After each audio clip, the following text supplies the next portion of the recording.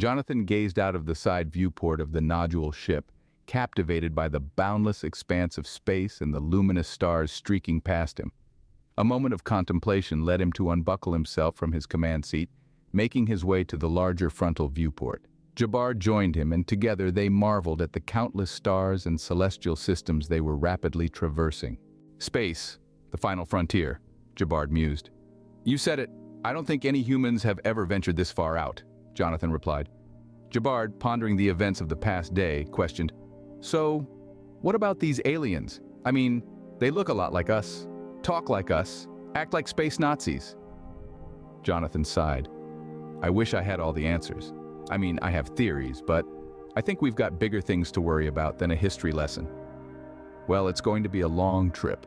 Plenty of time to think about it, right? Jabbar tapped Jonathan on the shoulder before retiring to his chair for some rest. As Jonathan took another glimpse through the viewport, the vastness of space stretching before him, he returned to his reclined chair, hoping to replenish his strength. The uncertainty of what awaited them on the surface of Casimar lingered, but for now, in the quiet of the ship's cabin, they embraced the solitude of the cosmic journey. 21 hours later, the low hum of the nodule ship was interrupted by a high-pitched siren, startling both men from their slumber. Jonathan's eyes snapped open, his gaze darting around the room.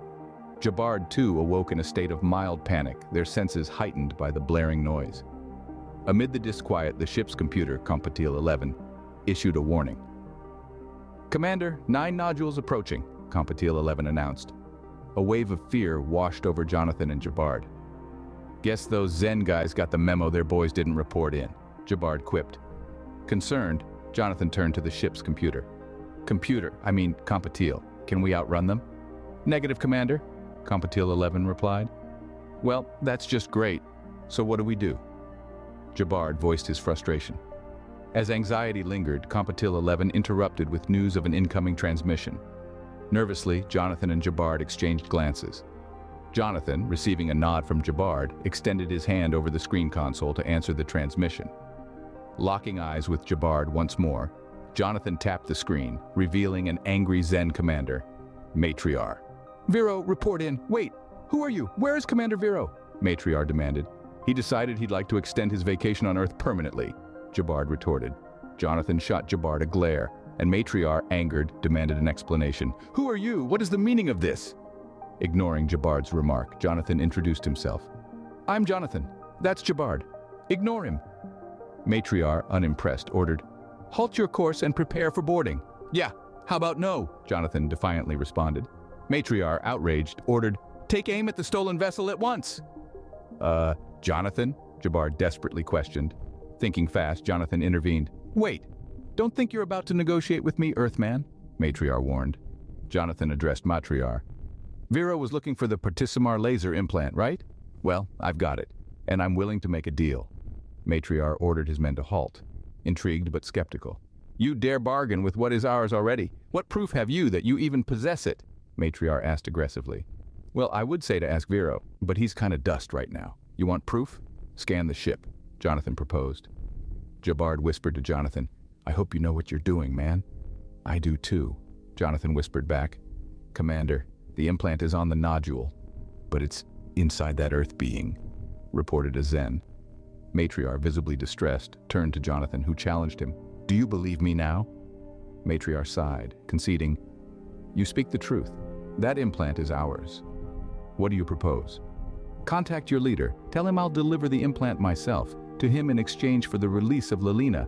She's Mitea's daughter, Jonathan suggested. Matriar pondered for a moment before a sinister look crossed his face. I should have you blown to pieces for your crimes against the Zen, Earthman. You could, but I'm sure your leader would be much happier if they had the implant for themselves. I want to handle this as peacefully as possible. I'm sure your leader will understand, Jonathan countered. I will return in a moment, Matriar declared. The screen temporarily went dark, leaving Jonathan and Jabbar to contemplate the gravity of the situation. What are you doing? They're going to kill us. Why don't we just blast off, or you blast them? Jabbar anxiously questioned. Hey, we're not about to outrun a fleet of them, man. And it's not like I can just walk out into space and start blowing them up. If they shoot down this ship, we're both dead. I've got to get to the surface to stand a chance. It's definitely risky, but it's our best chance. Just trust me, Jonathan reassured. Jabard nodded as Matriarch returned to the console's screen. I have spoken with G-Tiro. You will be escorted to the surface of Casimar. He will be waiting along with the traitorous Metaya's daughter, Matriarch announced, leaning toward the screen with an intense glare. We are watching your every move, Earthman. I wouldn't try anything if I were you, Matriarch warned before the transmission ended. The Zen nodules escorted the ship down to the surface of Casimar, descending through the vast purple skies towards the capital. The nodule ship glided to a complete stop inside the vast hangar in the city of Kemsir. As it settled into its docking position, Jonathan and Jabard unbuckled themselves from their seats, exchanging a deep breath and a glance before the hatch swung open. Stepping onto the ramp, they were greeted by the sight of the massive, futuristic hangar constructed entirely from a white marble-like substance, pristine, yet emanating a powerful and intimidating aura. An army of at least 100 Zen troopers, clad in black armor, stood in formation along the lengthy complex wall. A man, unmistakably their commander, approached their ship with an entourage of at least 20 Zen bodyguards. Clad in similar armor but adorned with rank medallions, the commander wore a stern yet sincere expression on his face. Jonathan and Jabard reached the end of the ramp, locking eyes with the formidable man. Tension hung in the air. Greetings, Earthman. I am G-Tiro of this region, the commander introduced himself. I'm Jonathan. This is Jabard, Jonathan responded. Please let us walk together, G-Tiro proposed. Jonathan and Jabard exchanged glances, and with a shrug from Jabard, they joined G-Tiro, flanked by his 20 bodyguards. As they strolled down the massive hangar and through a long, ornate hallway, they encountered more Zen guards, small groups of prisoners being led away, and other citizens, most appearing distraught and afraid. We sincerely apologize for your forced involvement in our matters. You must understand a few things about us, Jonathan. Casimar has been plagued by wars among our provinces for countless cycles, with untold casualties over the eons. Only under the exclusive rule of the Master G-Tiro has our society finally found peace and prosperity. Unfortunately, there are those who wish to rekindle the spirit of the old wars, such as the traitorous Metaya. His Partisimar laser implant was a grave threat to the peace and security of our people, G-Tiro explained. So, you're saying you guys are a dictatorship, right? Nobody's got any freedom around here, Jabard interjected, earning a glare from Jonathan. Freedom was a necessary sacrifice in exchange for security and peace, Earthman. At our core, we Casimarians are a civilized people, and we have only rediscovered our true selves thanks to the regime of Master G-Tiro and the Zen, G-Tiro responded. The group reached the end of the hallway, approaching a large chamber with multiple onyx doors. G-Tiro halted in the center of the chamber, his guards forming a small circle around them. Turning to face Jonathan and Jabard, G-Tiro addressed them. I cannot expect you to truly understand our world's troubles, but I do expect you to honor our deal, he declared. Where's Lelina? Jonathan demanded. G-Tiro's face twisted into a sinister expression. Of course, he replied, motioning to his Zen troopers, who entered one of the onyx doors and returned moments later escorting a young woman. With fiery red hair and dressed in a white jumpsuit, she appeared to be a prisoner in this unfamiliar world. Are you Lelina? Jonathan inquired. The woman nodded cautiously. Yes, I am. Who are you? I'm Jonathan, and this is Jabard. I knew your father when he crash-landed on my planet, Earth, Jonathan explained. The woman regarded him with suspicion. I've never heard of it. Jonathan turned to G-Tiro. I request to speak to Lelina in private for a moment. G-Tiro scoffed. Very well then, motioning to the Zen troopers who opened a nearby onyx door, revealing a small room with chairs inside. As Jonathan, Jabard, and the woman entered, one of the Zen approached G-Tiro. Sir, is this really necessary? The Zen inquired. We'll humor our guests for the time being. It won't be very long, G-Tiro responded confidently. Jonathan and Jabard found themselves sitting across from the woman in the white room. Concern etched Jonathan's face as he inquired, Are you okay? The woman nodded, a mixture of gratitude and apprehension in her response. I'm fine. Thank you for asking. Jonathan delved into the heart of the matter, revealing the dire situation she was supposedly in. Your father said the Zen were holding you prisoner. You were about to be executed. Unease settled on the woman's shoulders as she got up and walked over to a nearby wall, leaning on it heavily. Turning around with anger evident in her eyes, she insisted, I assure you I'm fine. I've worked out a deal with the Zen. I've been told they aren't going to harm me if you just hand over the implant. Jonathan, however, had different plans. Lelina, the implant's already been used. We're going to break you out of here. Doubt shadowed her features as she countered, No, you won't survive. You can't fight your way out of here. It's impossible. Jabard, standing in solidarity with Jonathan, asserted, Watch us! In a burst of action, a blast of blue laser energy tore through the onyx doors, throwing the Zen troopers backward. The room echoed with the chaos as several more concentrated blasts followed, creating smoking holes. Jonathan, Jabard, and the woman rushed out, Jonathan pointing toward the hallway leading to the hangar. This way! Hurry! The trio sprinted down the hallway, but their hopes were quickly dashed as they turned a corner and were confronted by the overwhelming army of nearly 100 Zen troopers led by G-Tiro. All the weapons were pointed in their direction, leaving Jonathan momentarily frozen, unsure of the next move. G-Tiro signaled for his men to fire. However, a commanding voice intervened. Wait! Jonathan looked to see Commander Matriar stepping through the crowd of Zen. Hold your fire, Matriar ordered. G-Tiro, visibly angered, approached Matriar. I told you I would handle this. Matriar responded sternly. You were tasked with retrieving the implant, not smoking our guest. G-Tiro argued. He attacked our Zen. He attempted to escape. Matriar, unyielding, declared, Your incompetence is noted, G-Tiro. We will deal with you later. Matriar redirected his attention toward Jonathan, Jabard, and the woman, gesturing for her to approach. Jonathan pleaded, Lelina, no! The woman, seemingly caught in a dilemma, approached Matriar. I did what you ordered. I had no idea they'd... Matriar reassured her, placing a hand on her shoulder. It's all right.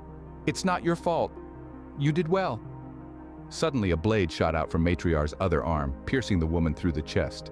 Horror gripped Jonathan and Jabard as her lifeless body fell to the ground. Lelina! Jonathan cried out. As the blue aura of Jonathan's powers began to shine in his hands and eyes, he was blindsided by a forceful blow from a Zen's weapon. The impact knocked him down, and Jabard faced a similar fate. Struggling to rise, Jonathan saw Matriar standing over him. Take them away, Matriar ordered. With a swift kick to Jonathan's face, darkness enveloped his consciousness. Jonathan awoke to the jolting of a large vehicle, realizing he was in the back of some kind of prisoner transport. His hands were bound by energy handcuffs that prevented him from moving them. Across from him, Jabard was slumped over, unconscious. Jabard, hey man, wake up! Jonathan called out. Jabard slowly regained consciousness, muttering, Oh, this ain't good.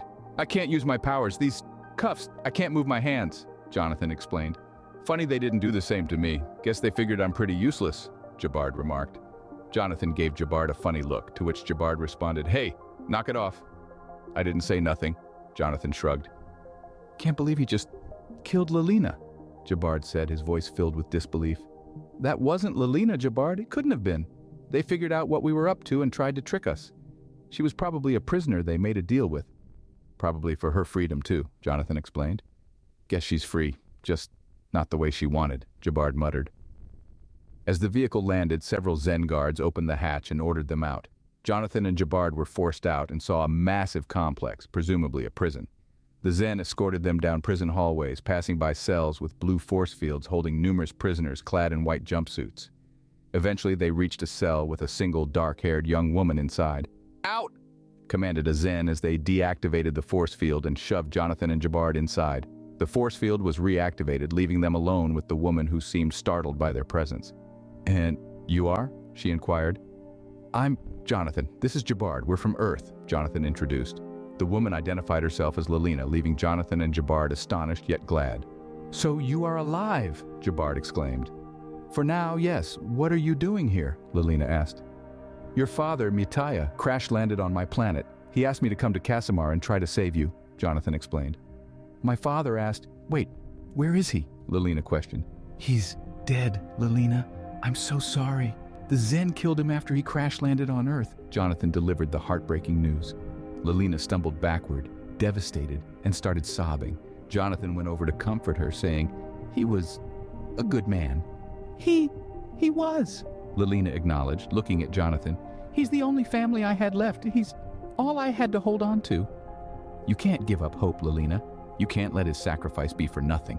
He died to help Casimar, to help you, Jonathan encouraged. Jabard added, Your dad's implant may be the only way we can truly stop these Zen guys who have taken over your world. And now it's in Jonathan's brain. You should have stayed on Earth, Jonathan. You should never have come. The implant alone isn't enough to stop the Zen. There are far too many of them. But now that they have you imprisoned here, they're going to kill us both. Then there will be no more hope for us, Lelina said, her tone filled with despair. We can still break out of here. There's got to be others that are rebelling against the Zen, Jabard suggested. There are some freedom fighters, yes, but they are outnumbered and outmatched in terms of heavy ordnance. Although, if we could break out, the powers of the implant would certainly help, Lelina revealed. That they would. Only problem is, Jonathan began, showing Lelina the energy cuffs on his hands. They can get those off of you once we get there. First, we've got to get out of here, Lelina assured. You sure you can't just blow those cuffs off? Jabard asked. Jonathan looked at the energy cuffs intently, his hands faintly glowing but unable to overpower them. I'm trying, they just won't. G-Tiro approached the cells, accompanied by 4 Zen troopers. He had an angry and sinister look on his face. He stopped at Lelina's cell and deactivated the force field. Well, Earth being, how unpleasant to lay eyes upon you again, G-Tiro sneered. Feelings mutual, Jonathan retorted. A traitor's defiance suits you well. You've claimed the lives of many of my Zen troops today. I must admit I wasn't expecting such a violent reaction in response to our hospitality, G-Tiro remarked. But enough with the pleasantries. We have orders to hold you, along with the traitorous Lelina, here until your fair and just trial in the morning. There you will be tried and most likely be put to death, G-Tiro explained, pulling a laser pistol from his pocket. I have decided not to take that chance, he added ominously. Jonathan watched in horror as the Zen seized Jabard and Lelina, holding them down as G-Tiro approached. No, don't you dare hurt them. Take me instead, Jonathan pleaded. Your time is coming soon enough, Earthman, G-Tiro responded. If you're going to kill me, do it already, you cowards, Lelina shouted defiantly.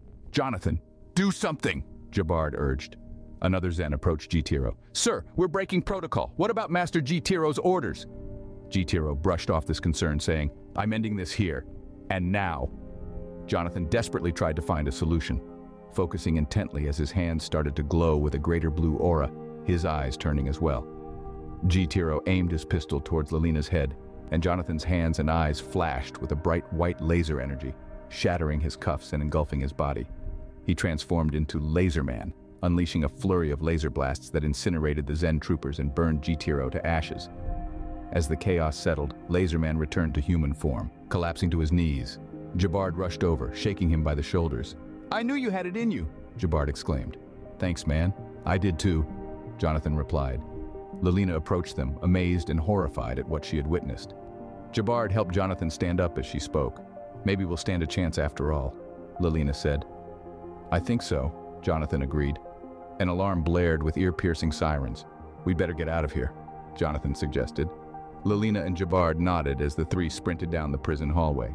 The blaring sirens and panic filled the air as the 3 fugitives sprinted down the prison hallway. As they turned a corner, they encountered a group of Zen soldiers. There they are, one of the Zen soldiers shouted as they raised their weapons. Jonathan swiftly opened his palms, and the blue laser energy beamed from his hands and eyes, knocking the Zen soldiers back and burning holes through some of them. Spotting an exit nearby, he directed the others.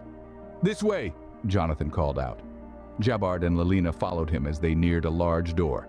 Suddenly, a thick steel plate was raised over it, sealing them inside. The 3 rushed against it, but their efforts were futile. It's no use, Jabard exclaimed, hearing the approaching shouts of more Zen soldiers. Jonathan took a step away from the door. Get back, he warned. Concentrating his powers, Jonathan fired a large blast at the door, blowing a massive hole through it and melting their way forward. The 3 scrambled through the hole and found themselves outside. Jonathan and Jabard looked in awe as they saw the massive city of Kemsor sprawled before them. The cityscape was both pristine and intimidating, with futuristic structures made of a white marble-like substance. They quickly assessed their surroundings, realizing that they needed to evade capture in this alien metropolis. Come on, let's find a place to hide, Jonathan urged. They navigated through the unfamiliar streets, blending in as much as possible with the bustling inhabitants. The trio moved cautiously, wary of any Zen patrols. Despite their best efforts, the alarm had likely alerted the entire city to their escape. Zen patrolled the streets, carefully looking for anyone out of place. As they maneuvered through the labyrinthine city, Lelina points towards a nearby Zen vehicle, similar to the one that brought Jonathan and Jabard to the prison. Nearby were several Zen troopers guarding it. Jonathan looked at Jabard, who nodded back. Jonathan took a deep breath and then rushed from around the corner, firing blue beams from his hands and eyes that took the Zen off guard, blasting fiery holes into them. The driver inside the vehicle attempted to escape, but Lelina stops the door from opening and slams his face into the side, rendering him unconscious. "Let's get out of here," Jonathan exclaims, entering the vehicle. "We've got to get to the caves," Lelina says. "It's far enough away that the Zen will have a hard time finding us." Jonathan nods as they take off in the vehicle, turning a corner just as a brigade of Zen discover the remains of the fallen troopers. Master G-Tiro's voice echoed through the darkened room as his cold, glaring face appeared on Veranomus's communication screen. Veranomus is visibly frightened and nervous, his posture betraying the weight of his failure. "I see you failed me once again, Veranomus." Master G-Tiro's voice cut through the silence like a blade. "Forgive me, Master G-Tiro," Veranomus pleaded. "The Earthmen have escaped, along with Mitaya's daughter. He wreaked havoc upon our troops during his escape. He must have been implanted with the Partisimar laser implant after Mitaya encountered him." Master G-Tiro's response was a furious shout. "I'm not amused by your excuses, Commander." Veranomus, realizing the gravity of his failure, stammered, "I will send out every Zen force available to hunt them down and—" "You will do no such thing," Master G-Tiro interrupted with a tone of finality. "You have failed me for the last time, Veranomus. The situation has escalated. We can no longer defeat this Earthman by conventional means. We must fight fire with fire." Confused, Veranomus questioned, What do you mean?" Before he escaped the planet, the traitorous Mitaya attempted to destroy all evidence of his work on the implant. I've had our technicians work tirelessly to recover the data on his personal compatible systems. A new implant chip is being assembled as we speak. Once it is, I will handle this Earth pest myself," Master G-Tiro declared. With a sinister glare, Master G-Tiro continued. "As for you, your incompetence has cost us the lives of many Zen, Commander Vero, and the loss of countless resources, not to mention embarrassment and disgrace to the image of my regime. Once Mitaya's daughter and these Earthmen are dealt with, you and your family will be executed." Veranomus's body shook in horror as he pleaded, "Master, please have mercy!" "You will serve as a warning to those who dare fail me. That is all," Master G-Tiro coldly responded. The communication abruptly ended, leaving Veranomus collapsed in fear and panic, realizing the dire consequences of his failures. The weight of impending doom hung heavily in the air. The trio sped down winding paths through the countryside of Casimar, purple skies abounding above them. The hum of their vehicle echoed through the dense, white forest of ancient trees. Jabard couldn't help but marvel. "This place is beautiful." Lelina nodded, her eyes distant. "I know, haven't seen it in a long time. Ever since the Zen came to power, they've industrialized Casimar at an alarming rate. It's easier to control the people when they're crowded in cities. The only safe places are out here." Jonathan, steering the vehicle, focused on the path ahead. "You said there is a resistance, right?" Lelina confirmed. "They'll be here somewhere. The caves are where we'll most likely find them." Suddenly, an electrical device launched at the vehicle, sending a flash throughout. The trio were temporarily blinded as the vehicle grinded to a halt. As they regained their composure, Jonathan saw a large group of people, men, women, and even children, clad in white clothes and armor, pointing their weapons at them. Jonathan muttered, "Looks like they've found us." A man from the group ordered, "All right, drop your weapons and come out with your hands up." Jonathan looked at Lelina, who nodded. The three slowly got out of the vehicle as a tall, bearded man stepped forward, a laser weapon in hand. The man scrutinized them. "Now what are you? Wait a minute. What kind of Zen are you supposed to be?" Jonathan realized their earthly attire might appear unusual to these people. Jabard interjected, "Do we really look like Zen to you?" Jonathan quickly intervened. "Please ignore him. We're not Zen. I'm Jonathan. This is Jabard. And this is Lelina. She's the daughter of Mitaya. Do you know him?" The man lowered his weapon. "Mitaya. He was a good friend of mine. Where is he?" Jonathan somberly replied, "I'm sorry, he's dead." The group clad in white started murmuring among themselves, shocked at the news. The man in front was clearly devastated, eventually raising his hand to quiet the crowd. He asked, "Tell me, son, what happened to him?" Jonathan explained, He tried to escape from Casimir. He crash-landed on my planet Earth. The Zen followed him, and they shot him in the back. I saw it with my own eyes." The man listened and turned to Lelina. Lelina confirmed, "He's telling the truth, Metiferous. These Earthmen came to Casimir to rescue me, as my father's dying wish. They succeeded in breaking me out of confinement. They can help us fight back and overthrow the Zen regime and retake our world." Metiferous, the leader of the resistance, acknowledged, "These unarmed men freed you. You must be incredibly skilled. However, you'll need real weapons if you are to stand a chance against the Zen head-on." As Metiferous turned to his men, Jonathan stepped forward. Jonathan asserted, "I am a weapon, sir. Mietea implanted me with the Partisimar laser implant before he died." Metiferous's face lit up with shock and hope, yet suspicion lingered. Metiferous pondered. "Mietea told me he was working on a weapon of great power that could turn the tide against the Zen. I hadn't believed such a thing was possible." Jabard chimed in. "Would you like a demonstration?" Jonathan shot a glare at Jabard before Metiferous responded. "Absolutely." Jonathan looked around, spotting a large white tree about 50 yards away. He focused intently on it, and blue beams of laser energy fired from his hands and eyes, engulfing the tree. It uprooted violently from the ground, hovering several feet in the air before exploding into a mass of flame and burning pieces, disintegrating onto the forest ground below. The resistance fighters stood in awe, and Jabard approached Metiferous, teasingly stating, "You were saying?" Metiferous, still stunned, muttered, I can't believe it. You may be one that turns the tide of this war in our favor. We truly stand a chance against the Zen." Jonathan turned toward him with a confident smile. "All right, when do we get started?"